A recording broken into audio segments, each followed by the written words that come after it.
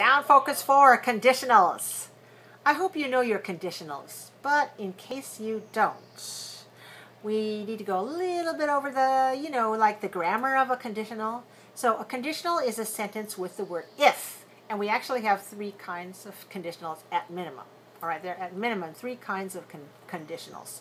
So I'm going to talk about the kind of conditional as in, if you'd seen me, you wouldn't have been going so fast. So that is the past unreal conditional. Now, do you remember things about verbs? You know what verb tenses are? In the first part, in part A, it talks about the verb tenses like present perfect. Present perfect tense is formed with has or have as the auxiliary, and the past participle. So I have left, she has left, he has left. Those are present perfect verbs. Have you ever seen this movie? Yes, I've seen it. I've seen it a few times. Have you learned any other language besides English? Yes, I've studied several other languages, European languages, Asian languages. I've studied a few languages. So that is the present perfect, something that usually occurs just before now. Past perfect is not used as commonly as present perfect, but it's still good to know what it is, right? The had, that is the auxiliary form, no matter what the person is, first, second, or third, no matter what number, singular or plural, and the past participle. For example, if Laura and Scott had left on time, they wouldn't have been late to the party. But in fact, they were late, and the reason is because they left late. So this is the past perfect, if they had left on time. You know what? A lot of Americans get mixed up with this kind of grammar. And in many cases, my students know better grammar than native speakers. So this is one of the tricky ones. Past conditional. Past perfect, the use of the past perfect verb. Well, what I want to do is, let's say you know this grammar and you can use it. How do you pronounce it? That's what I'm trying to help you with here. Because we reduce the sounds in certain words. Now remember that you want to make the stressed syllable longer than the unstressed syllables. And you remember that the content words are longer than the function words. And you need to remember that main verbs are longer than auxiliary verbs. So if we have a verbs as, such as John has left, oh, that's very bad timing, very bad stress. You want to say, John has left, John has left. So long, short, long. We want to make the auxiliary verb very short and very weak. John and Carol have left. So we have long, short, long, long. Okay, so John and Carol have left. Long, short, long, right? John and Carol have left. So we do it that way, and I'm showing you with the rubber band to show you the difference in the vowel length. Have left. John and Carol have left. John and Carol left. Okay, so if you have your rubber band, you can use your rubber band as I'm using it. Okay, if Laura and Scott had left on time, they wouldn't have been late to the party. If Laura and Scott had left on time, they wouldn't have been late to the party. If Laura and Scott had left on time, they wouldn't have been late to the party. Now, I have a suspicion that you're having a difficult time compressing the function words. You're trying to say them too long. So you have to make them squish together, smaller. Okay, so when we have a verb like wouldn't have been, they have 3 words in the verb. Wow, that's a lot of verbs. Have, left, that's only 2 words in the verb. Well, which one is the main verb of have and left? Left is the main verb. The auxiliary is have. So short, long, left. have left. Now, if you're saying, if Laura had left on time, that's dot, dot, dot, dot, dot, dot, then the rhythm is not right, right? You have to think about the long and short. If Laura and Scott had left on time. Scott have left on time. Yes, that's a good rhythm. They wouldn't. Now, wouldn't, because it's negative. They wouldn't. Remember, negatives are longer because we usually, the default is affirmative, negative is unusual, so we always make it longer. If it's negative, it's considered a content word. Wouldn't have been late to the party. I had to squish all those other ones in between. Wouldn't have been late to the party. That's good. Now let's practice contracting and reducing the auxiliary verb had to d. Now, in writing, it's possible to put an apostrophe d in certain places if the subject is a pronoun. But, for example, she had, she'd. I had, I'd. He had, he'd. We write it with an apostrophe d. If it's not a pronoun, if it's a common noun or a proper noun, like mom, we cannot put apostrophe d in writing. But we can reduce it in speaking. We know that we don't pronounce h when it comes at the beginning of an unstressed function word, right? We link it together. So, mom had never seen her. Ugh. We got to get rid of those two h's of her and had, and we have to reduce them. So we say, mom had never seen her. Mom had never seen her. Mom had never seen her. Mom had never seen her. All right, and the next stranger we have Bob had driven there once. Again, we're going to change that H by saying, get rid of it, make the word ud shorter, like this. Bob had driven there once. Bob had driven there once. Bob had driven there once. Bob had driven there once. Now try this one. If you had been paying attention. Dot, dot, dot, dot, dot, dot, dot. Nah, let's change that. If you'd been paying attention, if you'd been paying attention, if you'd been paying attention, if you'd been paying attention, if you'd been paying attention. In fact, you weren't paying attention at all. But if you'd been paying attention, if it had happened at night. Ugh, let's make those function words shorter. If it had happened at night, if it had happened at night, if it had happened at night, if it had happened at night, if it had happened at night, it had comes to it becomes it, right. If it had happened at night. Now remember, happened must be pronounced because that's the main verb. If the woman had died, womaned, woman had becomes womaned. If the woman had died, if the woman had died, if the woman had died, if the woman had died, oh my goodness, if the woman had died, I would have been in big trouble. Now that's just the first clause. So let's work on the second clause. Now, when the modals should, could, like that sound, should and could and would, and also must and may and might, when these are followed by have plus the past participle, then the auxiliary have is usually contracted so that it sounds like of. Not have, but of. So we say might have, should have, could have, must have. All of these are linked to the previous modal, the modal. Sometimes Americans or native speakers of English hear the word of and they write it incorrectly because they're writing according to pronunciation. They should have done it, and they write OF, that's a hearing problem. I mean, actually, it's not a hearing problem.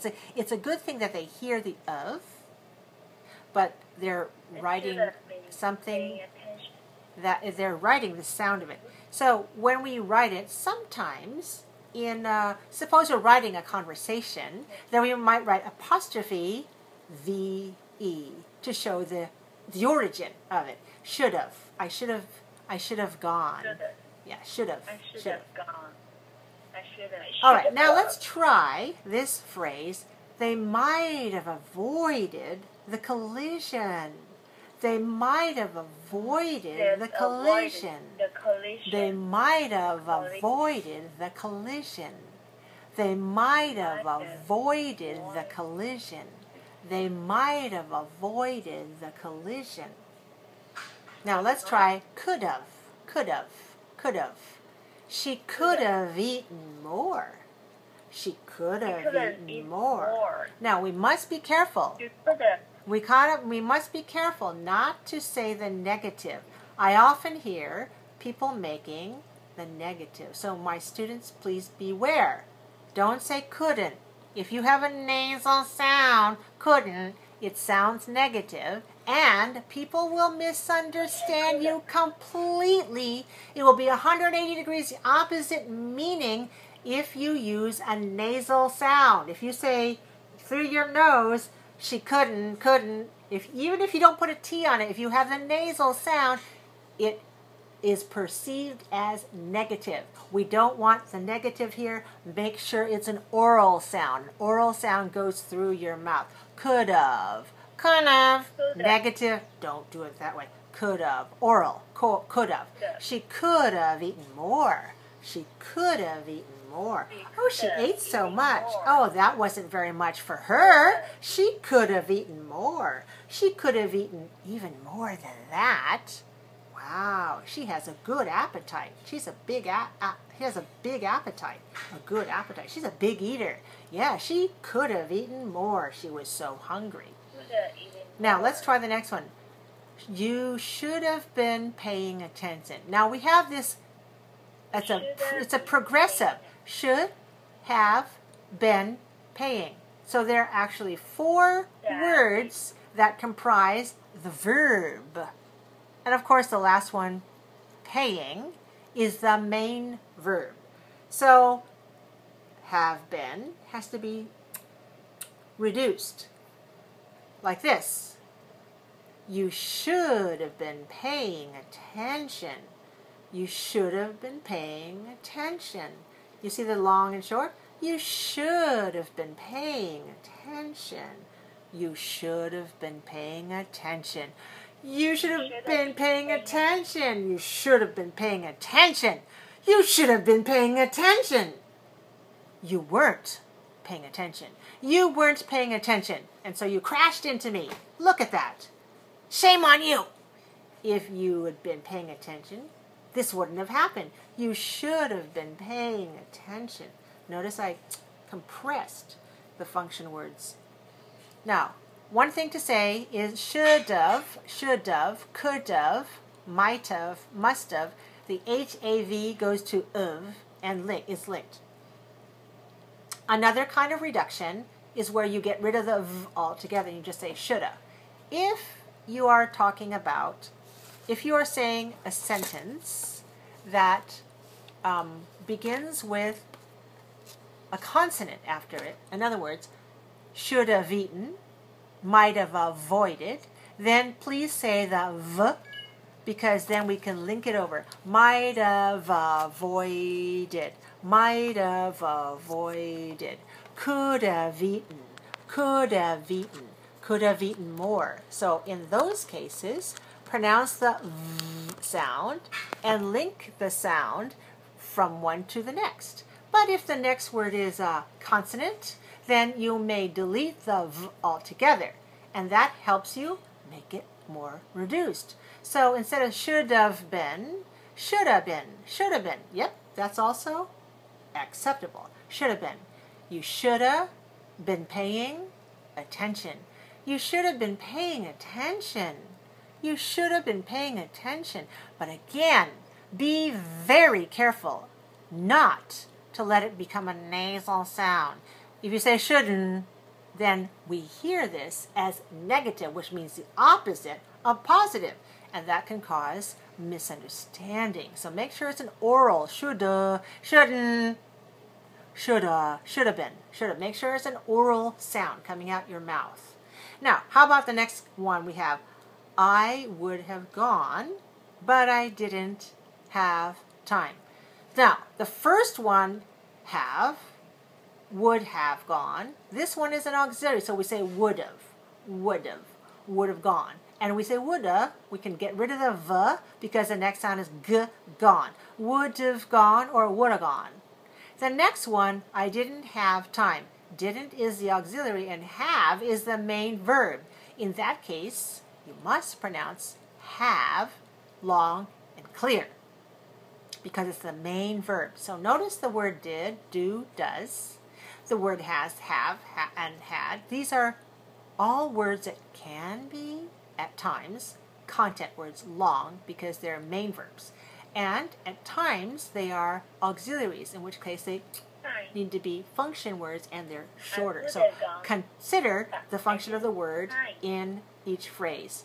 I would have gone, but I didn't have time. I would have gone, but I didn't have time.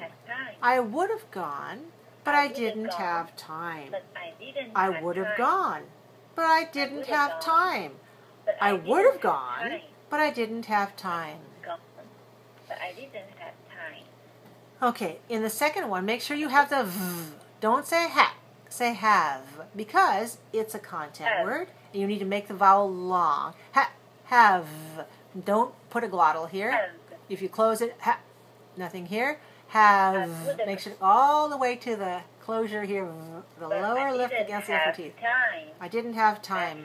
Lips together for time. You must have been daydreaming. Must have been. You must have been daydreaming. You must have been daydreaming. You must have been daydreaming. You must have been daydreaming. You must have been daydreaming. All right, now in part C, let's look at the negative, not have. So not have, when it's spoken in a complete verb phrase or a sentence, is often reduced to intive, or inna, even more relaxed speech, like this. Instead of saying, I wouldn't have ended up like this, I wouldn't have ended up like this. I wouldn't have ended up like this. I wouldn't have ended up. Listen to the linking, huh? I wouldn't have ended up like this. I wouldn't have ended up like this. I wouldn't have ended up like this. I wouldn't have ended up like this. Now we have mustn't have, mustn't have, mustn't have. He mustn't have understood. He mustn't have understood. He mustn't have understood. Mustn't have, mustn't have, mustn't have. He mustn't have he must have he mustn't have he must have he mustn't have understood. He mustn't have understood. He must have made a mistake. He must have misunderstood. It couldn't have happened. Couldn't have. It couldn't have happened. It couldn't have happened. It couldn't have happened. Or even more relaxed. Couldn't have. It couldn't have happened. It couldn't have happened. I don't believe that. I'm so shocked. It couldn't have happened. Did it happen? It didn't have. It couldn't have happened. It couldn't have happened. It did. It did. Shouldn't have collided. Shouldn't have. Shouldn't have. Shouldn't have. Shouldn't have. They shouldn't have collided. They shouldn't have collided. They shouldn't have collided. Now, shouldn't have can be more relaxed. Shouldn't have. Shouldn't have. Shouldn't have. They shouldn't have collided. They shouldn't have collided. They shouldn't have collided. Collide is the verb for the noun collision. Maybe you've heard the word collision a lot more because you take out insurance for your car, and one of the types of insurance is collision insurance. Collide is the vowel. Okay, so those are the pronunciation factors for the conditionals. To reduce those function words into something small, the small little bits, reduce them, and then link them together.